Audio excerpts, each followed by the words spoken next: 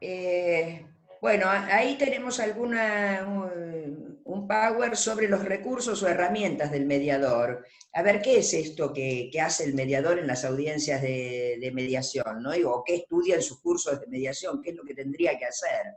Eh, ¿Cuál es el arma más importante que tiene el mediador? El mediador tiene que preguntar, el mediador no conoce a las partes, le llega un acta, le llega un papelito, un formulario en el que dice que fulano requiere a fulano por, qué sé yo, división de condominio, por daños y perjuicios. No conoce a las partes, no sabe el tema o el conflicto que tienen las partes, así que el mediador tiene que trabajar el asunto, tiene que legitimar a las partes, tiene que ganarse la confianza. ¿Cómo lo hace? Lo hace hablando con las partes. Y la herramienta más importante que tiene el mediador son las preguntas, como lo dice ahí ese power, ¿no? Tiene que informarse, para eso tiene que preguntar. Y hay distintos tipos de preguntas, abiertas, cerradas. Las abiertas es para que las partes se explayen, para que les cuenten cuál es el problema que tienen. Las cerradas es para contestar por sí o por no. El parafraseo, ¿qué significa el parafraseo? Él no solamente tiene que escuchar a las partes, sino que tiene que entender lo que las partes dicen. Por eso es muy importante a veces el parafraseo, que es decir con sus palabras lo que le acaba de decir la parte para ver si entendió bien y para pasarlo en limpio también, ¿cierto? No, Las partes a veces hablan cargadas de emotividad, entonces para pasarle a la otra parte lo que dijo fulano, tiene que ponerlo en un lenguaje más neutro, descargar toda esa emotividad que traen las partes. Tiene que aprender a escuchar muchísimo, y a ver chicos si se callan, porque,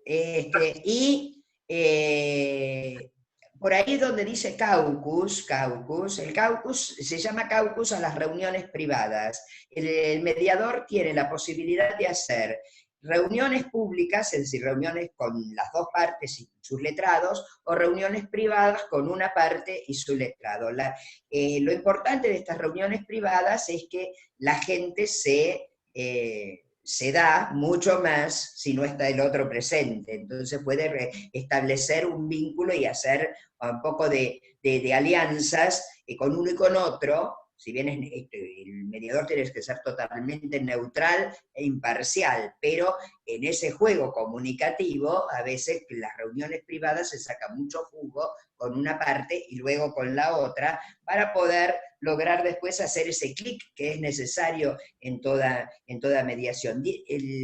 ¿Cuál es la tarea del mediador? Cambiar la forma en que las partes ven su problema y ayudarlos en verlo con esa lluvia de ideas y con su escucha y con sus parafraseos y sus intervenciones, tratar de que las partes vean el problema de otra manera y en vez de pensar tanto en las personas se aboquen a resolver el problema. Así que bueno, más o menos lo del mediador lo dejamos la mediación aquí y pasemos, que si no nos va a quedar colgado el arbitraje. Esto era para cerrar un poquito, esto nos había quedado el acta por ahí pendiente, y el acta, bueno, el acta, tengan en cuenta que el acta de mediación es lo que necesitamos para presentar como cierre de la mediación para habilitar la vía judicial. Vamos al arbitraje. El arbitraje es otro método de resolución de conflictos que lo que se utiliza en el arbitraje es tratar de dejar de lado la justicia ordinaria establecida por nuestra legislación, con los jueces naturales, y que las partes decidan de común acuerdo, que su conflicto será resuelto por un tercero, por otra persona, que es un árbitro, y que, a ver, así como la jurisdicción del juez, ese poder del juez de resolver los conflictos de la gente en los procesos judiciales se lo da el Estado, ¿quién le da el poder al árbitro para resolver el conflicto de estas dos personas? Se lo dan las mismas personas. Entonces, ¿puede el árbitro resolver todos los conflictos? No. El árbitro solo va a poder resolver aquellos conflictos que las partes puedan transigir, es decir, conflictos en los cuales que sean de orden patrimonial, que no esté involucrado el orden público, y que ambas partes estén de acuerdo en que ese conflicto lo resuelva un árbitro. Entonces, esas son las características principales del arbitraje. ¿Cómo accedo al arbitraje? Accedo al arbitraje por medio de un acuerdo con esta persona con la que voy a celebrar, por ejemplo, un contrato. Y supongo que por ese contrato puedo llegar a tener algún conflicto posteriormente. Entonces, el arbitraje solamente sirve para cuestiones patrimoniales en las que no esté involucrado el orden público. Me refiero al orden público, por ejemplo, el orden público está involucrado en temas de familia, así que en temas, yo no puedo decidir, un árbitro no tiene imperium como para decidir si me va a divorciar. El divorcio, ¿quién lo tiene que decretar? Solamente un juez, no puede ser un árbitro. Pero un contrato de locación, un contrato de venta, de compraventa de un inmueble, de compraventa de lo que sea, en su interpretación, si hay algún conflicto, esto lo puede resolver un árbitro, siempre con la conformidad de las partes. ¿Quién le da la atribución al árbitro? Se lo dan las partes. Entonces las partes son las que deciden que su conflicto será resuelto a través de un arbitraje. Entonces, tengan en cuenta cuestiones patrimoniales en las que no esté involucrado el orden público y cuestiones que puedan ser resueltas por un árbitro o por un tercero. El arbitraje tiene que ser, es decir, nosotros tenemos establecido ahora un tribunal arbitral en el Colegio de Abogados de la provincia de Lomas de Zamora. Tenemos un reglamento arbitral, cómo se hace el proceso de arbitraje, solamente para estas cuestiones. Lo interesante ahora es que también el arbitraje ha sido aceptado, si bien estuvo siempre en el Código Procesal, ahora está aceptado también en el nuevo Código Civil y Comercial. Entonces, ¿cómo se hace un proceso arbitral? ¿Qué caracteres tiene? ¿Qué diferencias tiene con el proceso judicial? Es muy parecido al proceso judicial, pero tiene estos caracteres que vemos acá en este Power, ¿no? Los procesos civiles y comerciales son en su mayoría procesos escriturarios, procesos escritos aunque sea por ahora por escritos electrónicos, pero escritos al fin. Acá lo que se utiliza mucho, si bien tiene sus partes escritas, es la oralidad y las audiencias. Es decir, cómo se hace el proceso es parecido al proceso judicial, se inicia la demanda, se da traslado al demandado, se contesta la demanda, ni bien se contesta la demanda, se fija una audiencia, una primera audiencia. En esa audiencia, los árbitros instan a las partes a tratar de... Ahí arbitran, se llama audiencia de conciliación. Entonces, así como si fuera una conciliación que hablábamos hace un ratito de conciliación laboral, los árbitros actúan como conciliadores tratando de ver si hay posibilidad de conciliar el asunto entre las partes y si se llega a un acuerdo, el acuerdo se redacta y terminaría allí. Y si no, se fija una nueva audiencia 2 meses después, y se produce toda la prueba que hay que producir en esos 2 meses. Y luego se dicta el laudo, que es la sentencia, en vez de los jueces dictan sentencia, los árbitros dictan laudo arbitral, tiene el valor de la sentencia.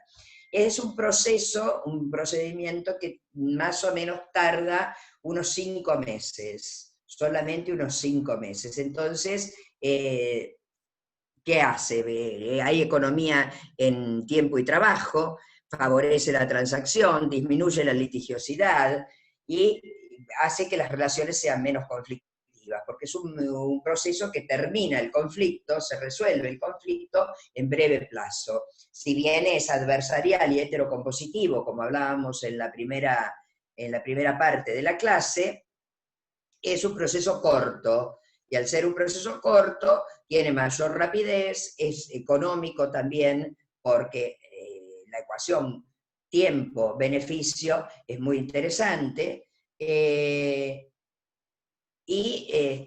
bueno, es típicamente voluntario, únicamente se accede al arbitraje a través de la voluntariedad de las partes. ¿Cómo se accede al arbitraje? Se accede al arbitraje, ahí abajo lo tienen, mediante una cláusula arbitral o una cláusula compromisoria, por medio de la cual las partes deciden que en caso de conflicto por tal cosa, por el contrato celebrado en tal fecha, o en el mismo contrato, una cláusula que hacen un contrato de compraventa o un contrato de locación, un contrato X, y en una de las cláusulas del contrato es justamente la cláusula arbitral o la cláusula compromisoria, la cláusula mediante la cual ambas partes que celebran ese contrato manifiestan su voluntad de que en caso de conflicto, ese conflicto va a ser resuelto por el arbitraje de tal colegio de abogados o porque el arbitraje de tales árbitros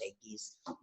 Entonces, ahí tenemos la voluntariedad y la autonomía de la voluntad de las personas. Las personas pueden contratar todo lo que ellas quieran, siempre y cuando sea lícito, es decir, lícito, ¿no? Sea legal.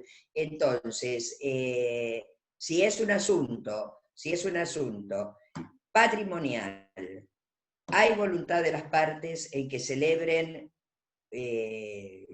someterse a un arbitraje, pueden hacerlo tranquilamente. Entonces, es importante el arbitraje como método de resolución de conflictos, por su celeridad, por quiénes son los que integran el arbitraje también. A ver, nosotros tenemos un reglamento, en el reglamento del Tribunal Arbitral del Colegio de Abogados de Lomas de Zamora, en el que se exige para ser seleccionado como árbitro más requisitos de los que se le exige a un juez.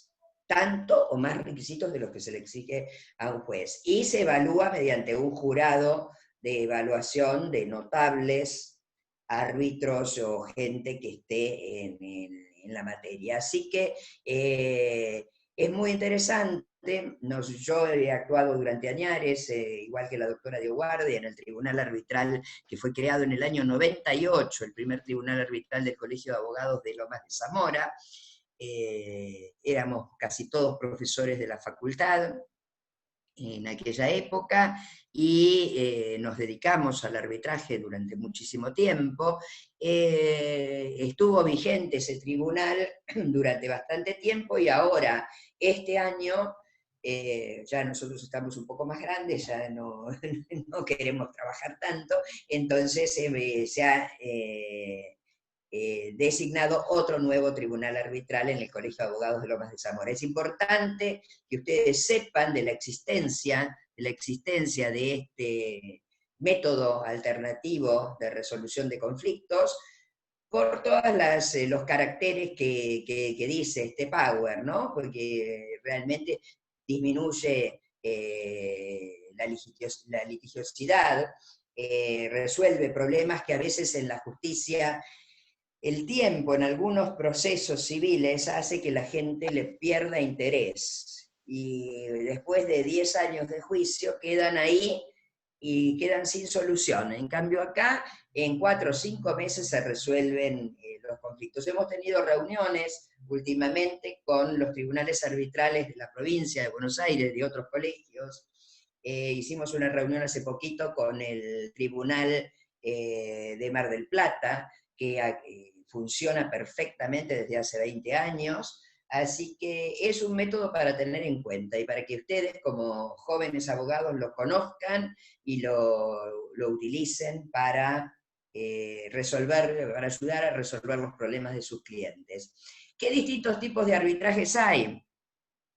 Bueno, ahí tienen en la clasificación arbitrajes de iure. Iure es el derecho en latín. Entonces, ¿qué significa esto de arbitraje de iure? Los árbitros de iure van a laudar, laudar es dictar la sentencia del árbitro, el laudo es la sentencia del árbitro, van a resolver el conflicto a través de ese laudo mediante el derecho. Por eso el arbitraje de iure solo puede ser hecho por abogados. Por eso nuestro tribunal arbitral es un arbitraje de iure. Quiere decir que, al igual que los jueces, se resuelve el conflicto aplicando el derecho, las normas jurídicas a este caso concreto. Otra forma, otros arbitrajes, son arbitrajes de amigables componedores. El arbitraje de amigables componedores es aquel en que los árbitros no son abogados y resuelven el conflicto según su leal saber y entender. Hay muchos arbitrajes, otros arbitrajes, el arbitraje de la Bolsa de Comercio, el que tenía la Junta de Granos, que no eran abogados, sino que eran amigables componedores, que resolvían el conflicto según el sentido común, su leal saber entender. Hay otros arbitrajes que son de arbitradores o de peritos, es decir, gente que tiene pericia en un determinado, o conocimiento en una determinada rama. Por ejemplo, en las telecomunicaciones. Un arbitraje en alguna materia de telecomunicaciones no le vamos a preguntar a un abogado, que debe saber muy poco de esto, así que es mejor que sea perito en esa materia.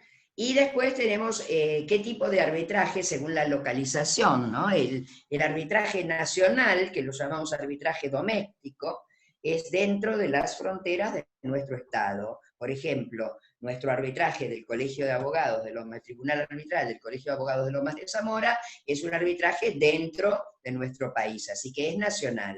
Ahora, hay otros tribunales arbitrales que son internacionales y que resuelven problemas que tienen vecinos de un país con vecinos de otro país, entonces por algún contrato de comercio internacional, entonces hay arbitrajes internacionales, habrán escuchado ustedes muchísimos arbitrajes internacionales en relación a límites, fronteras, comercio internacional y cuestiones de interés internacional.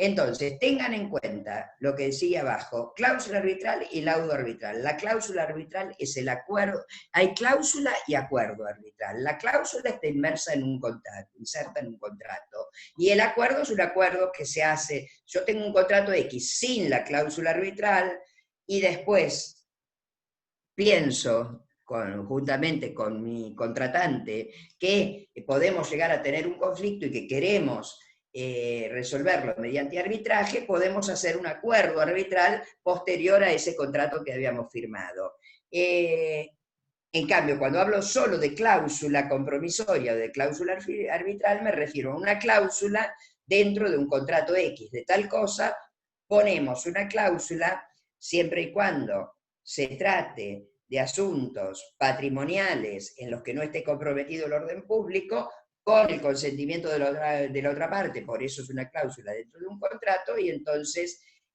pondremos una cláusula que para el caso de tener diferencias o de interpretación o conflictos que se susciten a través a raíz de este contrato, dejamos pactada la jurisdicción arbitral de los árbitros tales X o del colegio de abogados tal, y esa sería una cláusula compromisoria o una cláusula arbitral.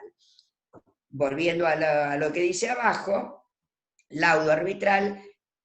¿Por qué tengo el igual con esa raya? Porque no se llama sentencia, pero es una sentencia.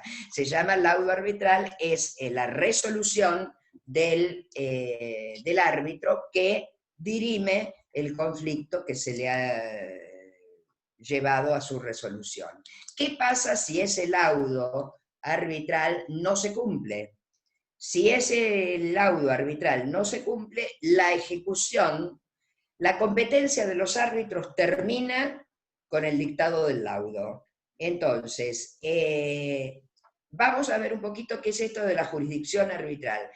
Los jueces tienen una jurisdicción más amplia que los árbitros, porque la jurisdicción se la da el Estado, esa facultad de resolver el conflicto. En cambio, a los árbitros la jurisdicción se la dan las partes. Y hay un principio general del derecho que dice que nadie puede transmitir o puede dar lo que no tiene. A ver, el Estado tiene el monopolio de la fuerza, las partes no, la tiene el Estado. Entonces, si las partes le dan el poder al árbitro, no le pueden transmitir fuerza porque no la tienen. El Estado es el que tiene monopolio de la fuerza. Entonces, la ejecución judicial de una sentencia o de un laudo significa ejercicio de la fuerza. Para ejecutar una sentencia, el juez tiene lo que le da el Estado, tiene el poder coercitivo sobre personas y cosas. Las partes no lo tienen, no lo pueden transmitir. Entonces, en caso de que se incumpla el laudo, solamente la ejecución judicial del laudo, la ejecución del laudo tiene que hacerse por la vía judicial. Pero toda la primera parte, a ver, el proceso se desarrolla desde que se inicia la demanda hasta que se dicta la sentencia, que es lo que yo les digo que a veces en la justicia tarda años y años. Acá, en el arbitraje, tarda a lo sumo 5 meses. Todo eso se reduce en el arbitraje a 5 meses. Si se dicta el laudo, no se cumple, solamente se debe ejecutar, por el medio de ejecución de sentencia, el laudo, en caso de incumplimiento. Nosotros, en toda la vigencia de nuestro tribunal arbitral en el Colegio de Abogados de la provincia, tuvimos el auxilio de la justicia ordinaria para la ejecución de nuestros laudos y se hizo sin ningún problema. Por ejemplo, en un desalojo, bueno, lo único que había que hacer en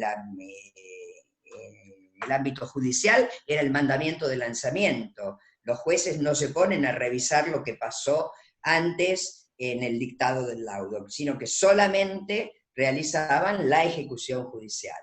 Así que es un método interesante, es un método que está ahora bastante en el tapete. Hay muchos